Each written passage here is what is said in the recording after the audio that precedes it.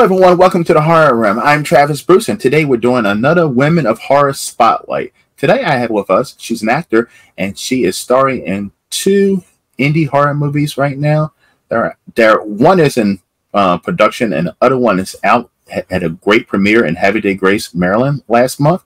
The first one is CRACULA, which I love that title. And the second one is Killer Campout 2. I have with us Melissa Sapienza. Melissa, welcome to the Horror Realm. Thank you for having me. Listen, it's a blast having you on. I'm excited to talk about this because I've had the cast on for both of these movies, so I want to hear a little bit about your roles. So tell us a little bit about your role in CRACULA, which I love. So CRACULA, I am super excited for my part. I will be helping with special effects makeup. But I will be acting as the character Peaches, who is a pimp. So this is my first time acting as a man. So you're totally going to be a man in this movie. I'm going to be duding it up. I was just playing with makeup earlier, practicing, like the contouring to make my face look a little more masculine, and my facial hair came in today in the mail, so I am so excited for this part. All right. Melissa, how do you get into the role of a man? Like, tell me a little bit what that's going to be like. I mean, what does your man voice sound like? Oh my goodness. So it's funny that you mentioned that, because that's the one thing that I am going to be working on the next couple days. Brad, when he mentioned to me about the casting, he said, I want you to watch Shrunken Heads. Have you ever seen Shrunken Heads? I have not. Okay. You have to watch it. It is very weird, to say the least. Which I like weird. Yes, there's a character that is Big Mo. And so Big Mo has this energy, and he's also played by a female character. So it's going to be very subtle, but still impactful masculinity there, where you're threatened by my energy, but I don't have to act out to do so. Mm-hmm. It's going to be a good time. But that's the last thing that I need to figure out is the voice. Well, Melissa, let's practice on this. But let's do exclusive right now. Let's practice this. Give us a sneak peek of your male pimp character. Well, I didn't know if I needed to slip into more raspy, I've been smoking too much cigars. I gotta keep an eye on them hoes. Or if I wanted to go a little more raspy and a little bit of a New York accent there and kind of give it more of a grungy look. I don't know yet. We're kind of figuring it out as we go. So being a woman and playing a pimp. Yeah. That's interesting, isn't it? Because most women, I feel don't like fucking pimps. Listen, right. I have a lot of friends that are, in the line of sex work, and luckily, okay. No, they're their own boss, Okay. I was gonna say, I was like, whoa, okay. In the lieu of comedy and your stereotypical pimps that you see in movies and whatnot, I think it'll still read well and still be a good time. So I don't feel like there's going to be any backlash. I think people are going to see the movie for what it is. It's CRACULA, for God's sake. You're going to have fun with it. Because maybe it's easier for a woman actor to try to do a male role than a male to do a woman. Because even when I try to do my impersonation of a woman, I feel like it doesn't sound right. Yeah. I think it's hard for me to bring my voice down to a woman's pitch of voice. I think you just have to practice, and that's with anybody. There's plenty of um, like, drag queens that are gorgeous, gorgeous, and their voice can be very feminine. So it just Yes. takes practice, just like anything. Okay. Yeah. Listen, I could do. I remember like one time I tried calling a business for my mom. This was when she wasn't doing well, and like they needed to speak to her. And I remember they kept calling me sir, and I was like, "Sir, what are we talking about? I'm a lady. Don't be calling me sir." And like they clearly knew I was a man, and they're like, I Right. was like, "Boy, this is offensive. What if I did identify as a woman, and you're constantly calling me sir? Like, what the hell's going on here?" Right, right. And that's a very interesting situation to be a part of too, because there Hmm. are people that realistically are in that situation, which is unfortunate. Hmm. But I mean, like I said, it's just practice, and I don't know if I want to like go into more like of a yeah, I want you to smell good. Oh, Like, that's creepy. That sounds more like a pervert I want serial you to killer. smell like cinnamon. That's kind of pimp. Melissa, that's not like a serial I killer. know, but that's like the weirdo that's just like peeking through the window and is like, Uh, yummy. Yeah. So when you got this role, I mean, when you yeah, got your script and you saw that you're going to be playing a male pimp, yeah, were you like, what the fuck? Or were you like, this should be fun? yeah. Well, at first I was reading it and I'm like, okay, so I'm gonna be a pimp, and then it was like, wait a minute, is this? I'm like, is this male or female? And whenever I asked Brad, and he's like, "Oh yeah, you're gonna be a dude," and I'm like, "All right." And I was like, "So what makes you want to put me in drag?" And he's like, "Who wouldn't want to put you in drag?" And I'm like, "Fair enough." So here we are. But the story of Cracula is an interesting story. I mean, it's about a Dracula who gets addicted to crack. Yeah, I mean, when you get that first bite of crackhead blood, you can't stop, right? I don't know. I don't. I've never like. But but I hear Right. that crack is a pretty addictive drug. So I mean, I Yeah. guess even Dracula could get addicted.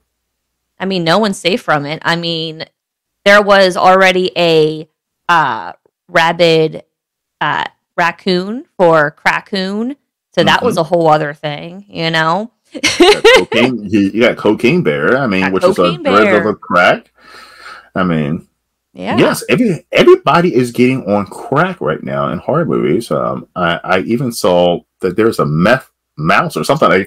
I mean, listen, it seems like all of the killers are getting on drugs. And if Yeah. you think about it, when it comes to horror, drug addiction is a horror story. It's a real life horror story. It is. It really is. And I think, this is definitely a trend. And eventually, people, run out of the ideas of what animals can we put on drugs next. Yes. Give it a year or two and it'll settle down. And then there's going to be another type of um, horror trend that comes up. It's just how it goes. Art inspires art. And I live in Baltimore, Okay. and I keep telling all the filmmakers who are filming in the DMV area. I'm like, Baltimore. If you've ever been to Baltimore, Baltimore's a scary place. It really is. It's a lot of drug addicts, zombies Yeah. walking around. Yeah. It's just a scary, sad place. But like, I'm like, why not film a movie in Baltimore? Like, Baltimore has never had its horror movie. Yeah, I can't think of one off the top of my head that Yeah. I mean, is. you got Blair Witch Project, but that's in the mountains of Maryland. That's not Baltimore, though. Yeah, you're talking about like downtown, like city life. Yeah. Yeah. I mean, listen, I mean, that'd be a perfect place for Crackula to explore. I was my husband and I, when we were going to the movie premiere for Cracoon and Killer Camp Out Part 2, we stopped at the Edgar Allan Poe Museum, or the house. Hmm. And the area around that, like, it was sad. It was really sad. It So is. happy that they were able to save that house, though, because that was supposed to get torn down, right? They I were believe going it to tear was. down the whole townhouses and Yes.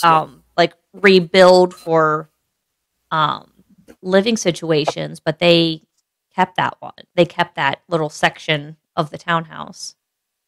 Because like even Edgar Allan Poe grave, like you can still visit Hmm. anything. It's not in the best area. I mean, it is No. smack dab in the hood. Like Yeah.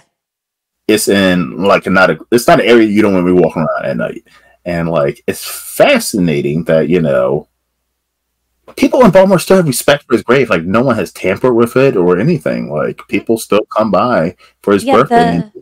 And the cemetery, it looks, I mean, it's really interesting to walk through.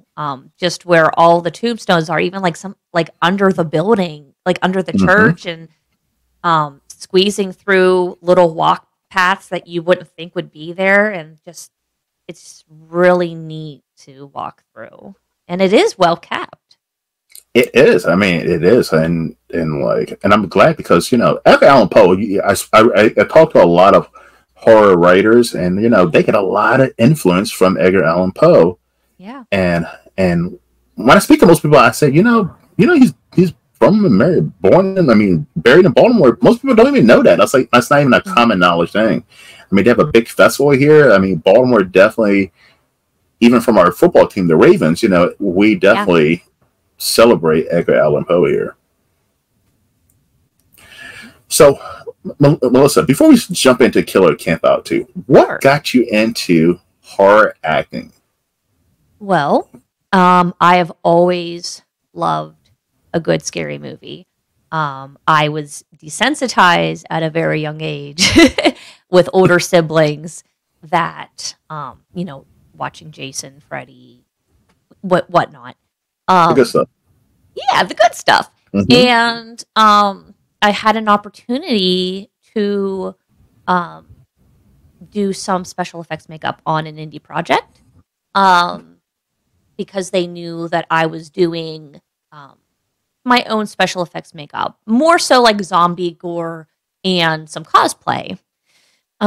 Doing a lot of like gender bent horror characters. Here we go. There we go. It all comes back around, right? Yes, yes, it really Um, does. and that's just kind of how it got started. And that was in 2019. And um, I would like to explore other genres, but I absolutely adore being on set for a horror project. And it's so much fun. And like I It did is. my first um, acting role in a horror movie a couple months ago, and I did not, know how much work it takes, how much it Oh entails, yeah. Hmm. knowing scripts, and like something that looks like it's one page can take hours to do. Yep. And it's, depending on the type of special effects you have, you really have to plan out certain scenes because it's most of the time it's a one and done. And if it's a Yeah. flop, it's a flop because the setup and depending on the severity of what's supposed to happen, it's a lot. Now, as an actor, have you? I mean, you've only been doing it since 2019, so you're fairly new in the arena in the business. Yeah. Have you ever received a role that you were like, this for whatever reason, this is not for me? Um, Not necessarily. There any role that I've been cast, um, I have always had the freedom to kind of make that character my own to a degree. So, overall, I think I haven't had any experiences where I'm like, no, that was horrible. I never want to play a character like that again. Yeah, because I mean, I'm trying to think. I'm not going to put it out there or anything, but like Sure. I've definitely received roles. I was like, this is not me. I number one, I'm not an actor. I'm not even trying to pretend I'm an actor. Like somebody gives me a script and I just show up and I'm like, hey, what's up? I'm pretty much playing myself. Okay.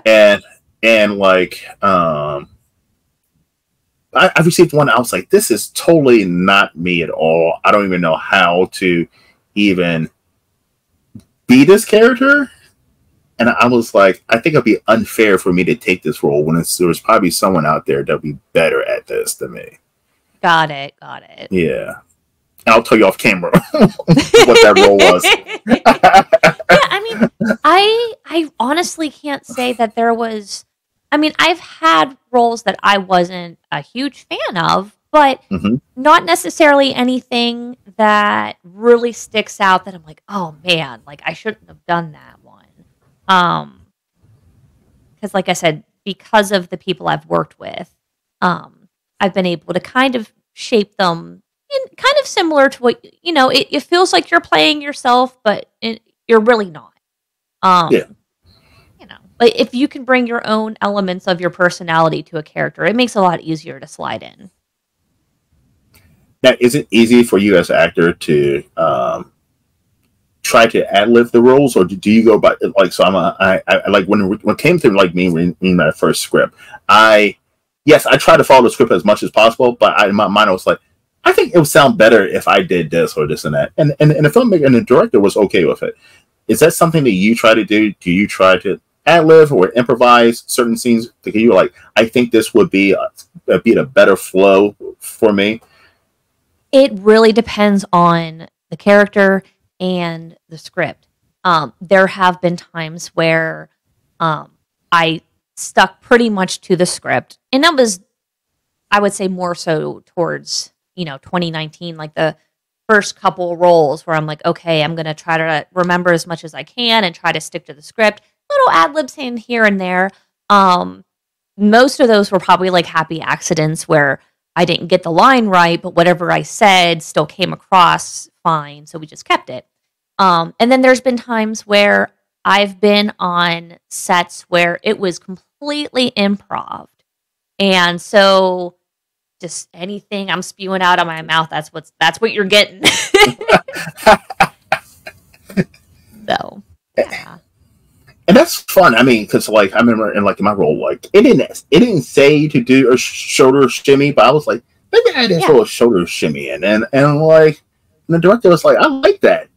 Do that next time. That shoulder shimmy, like, and it's just like kind of immerse yourself into the character a little bit.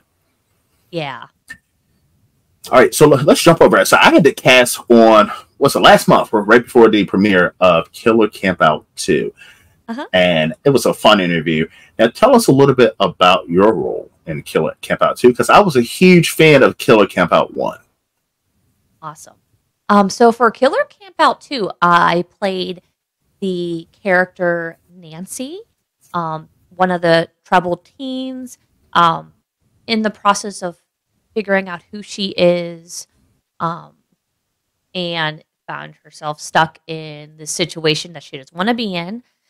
I also did special effects for that, and I was known as the set mom. So always making sure that everybody, was hydrating, eating, if anybody just needed a break or needed to vent or whatever, I was there, and sometimes keeping the actors in check too, but but it was good. It was good, but I will wear set mom proudly. So now, is it hard to get yourself into the mindset of a teenager for a movie? Not really. I feel like because I've never really grew up. Okay.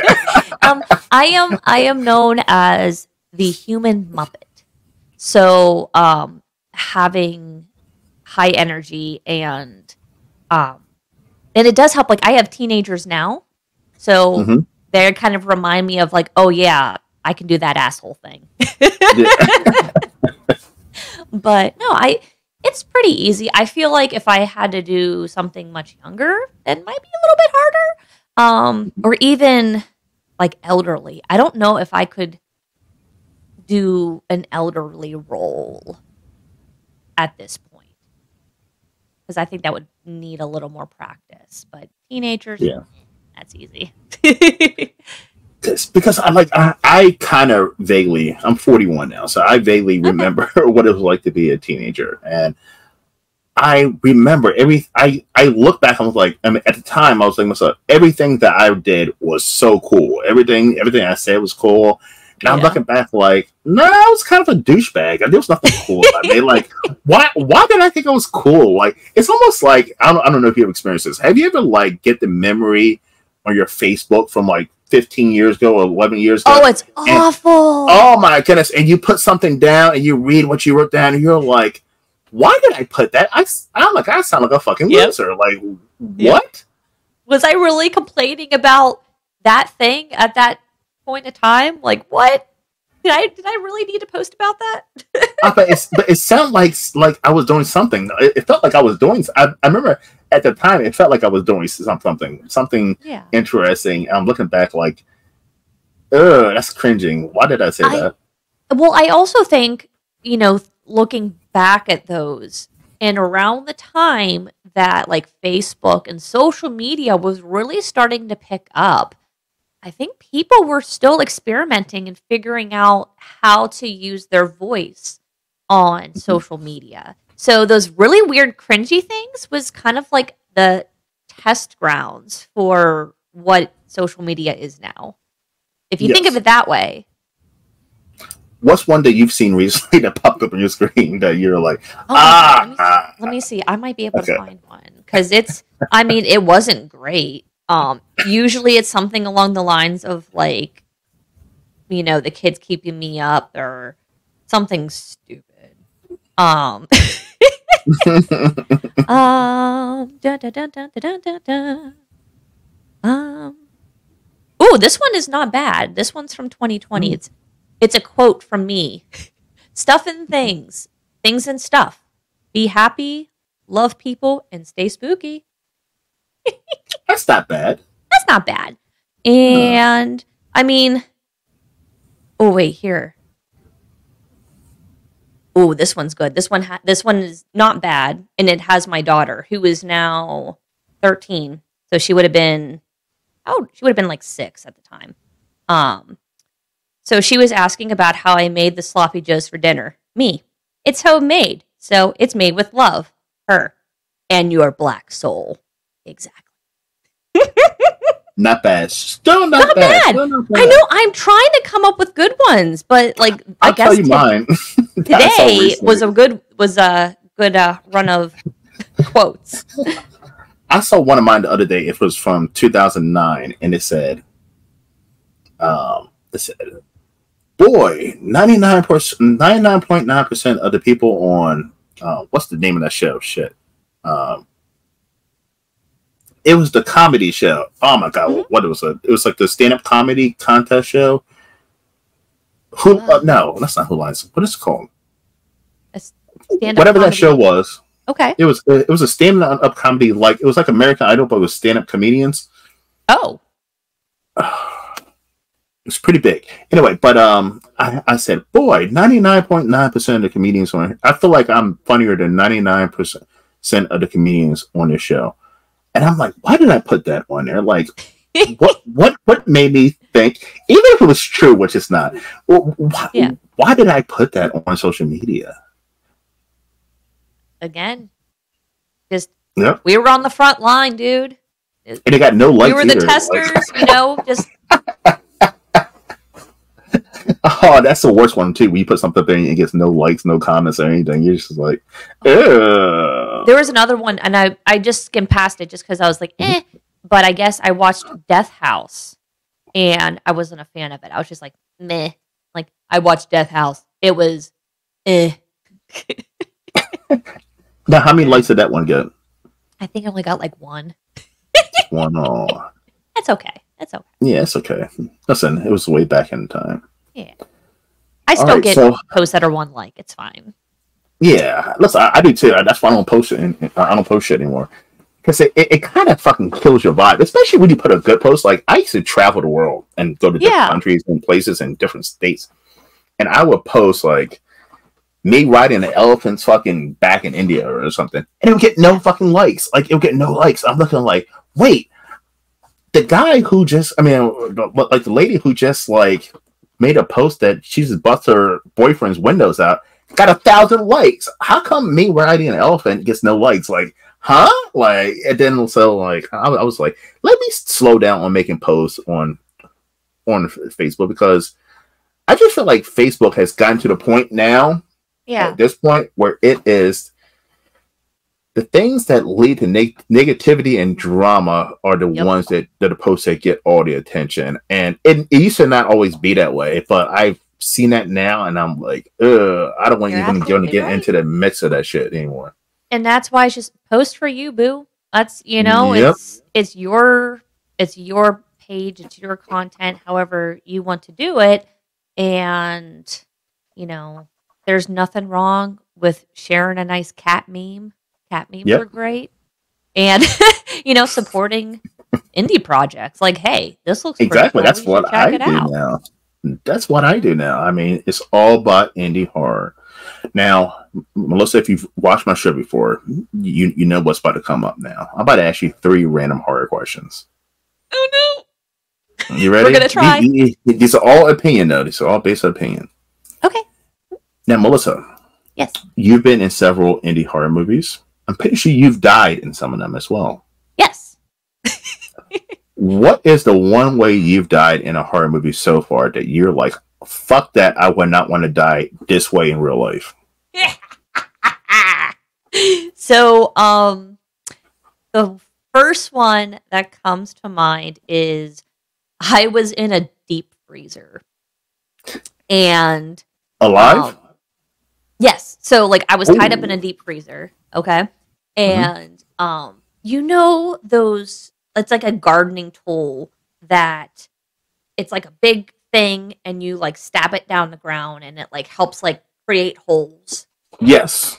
I can't think of what it's called. I don't know what it's called. I know what you want. Getting impaled with that. While frozen.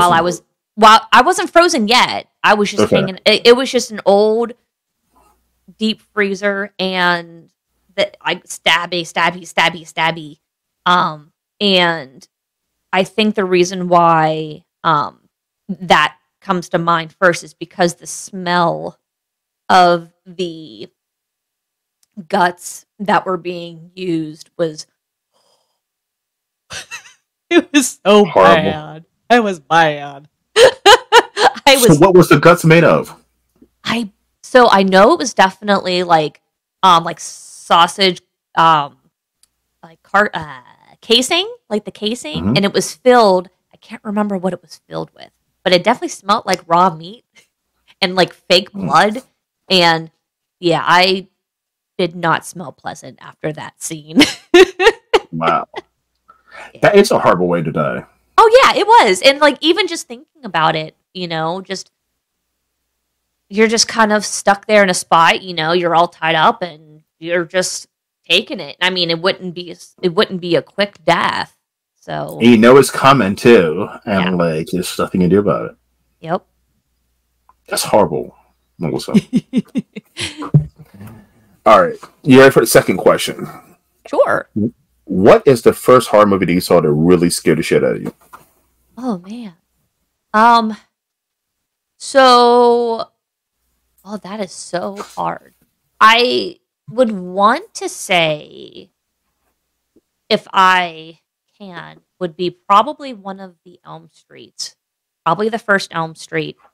Only because I know I had a huge fear of Freddy after the fact. But now that is like my favorite like slasher, which I don't know what kind of psychological thing that is. Yeah. But I would say definitely Elm Street. But another situation, it was Tales of the Crypt, right? Mm-hmm. It's a TV thing, but the intro to Tales of the Crypt, I used to love watching that show as a kid, but I could not sit through the intro because I did not like whenever the Crypt Keeper would pop up and do that. I love that. So I would have to go and hide behind the chair until I knew that he was done popping up, and then I can watch the show. Really? So I don't know if that counts too. That counts. Okay. I love Tales from the Crypt. I miss Tales from the Crypt. I really do. Yeah. I grew up on Tales from the Crypt. All right, final question, and this is a hard one. You ready? Okay. F, marry, kill. So you got to marry one, you got to F one, you got to kill one. Okay. Leatherface from Texas Chainsaw Massacre. Okay. Pinhead from Hellraiser. Okay. Or Hannibal Lecter from Silence of the Lamb or the Hannibal series. Okay, so it's going to be, you said marry, fucking kill, right? Yes. Okay. God damn. All right. So I would say marry Leatherface because I feel like I could get him on my side to a degree. And he's a family man too. He is a family man. He is a family man. So I feel like I could take, use that and he wouldn't do any harm. Right down the list. Fuck would probably be Pinhead because he's probably kinky as shit. You're not worried about the pencil? I mean, there's ways. Don't they make protection for that? And I would kill Hannibal Lecter because I don't feel like getting eaten. So I feel like that temptation would always be there if I were to marry that man. So no, he would have to go. And maybe I'd eat him. I don't know. But Leatherface is a cannibal too. He might eat you. But I don't want to say he's dumb, but he's dumb. So I feel like if you even look back to Texas Chainsaw Massacre 2, where he falls in love with the one lady victim, that I feel like childlike. He's almost childlike. Yes, that I feel like there would be a part of him that could be won over, and I think that would be the way to go for marriage. That's interesting. I don't know why. See, I knew you were gonna F Pinhead because yes, Pinhead is into BDSM and some freaky shit. Yeah, that's his shit. Makes sense. I thought you were going to marry Hannibal Lecter because he's intelligent, he's wealthy, he's a scholar, and I thought that you two would have a great conversations and all that good stuff. It's all here. It's all in here. Okay. Good heart. Melissa, where can we find you? Oh my goodness. Everywhere. You can find me on the Facebooks, on the Instagrams, on the IMDb's, and a lot of Fuzzy Monkey films. Yes, because you're also in what's it, Crooked Foot Legend? What's it called? Legend of Crickfoot. Yes, Bone Johnson's. Yes, his mockumentary. That was a lot of fun, and that was a situation where we got to create the characters and make it our own, and that was a lot of fun. See, that sounds like so much fun. I'm looking forward to seeing that one. Yeah, that looks fun. It's really entertaining, and the way that he has it all cut and blend, edited together, and it doesn't feel stale. Like how sometimes with mockumentaries, like at a certain point, you're like, okay, when is this going to wrap up? He had a good pace throughout the whole thing. So kudos to Bone Johnson on Legend of Crickfoot. It was a good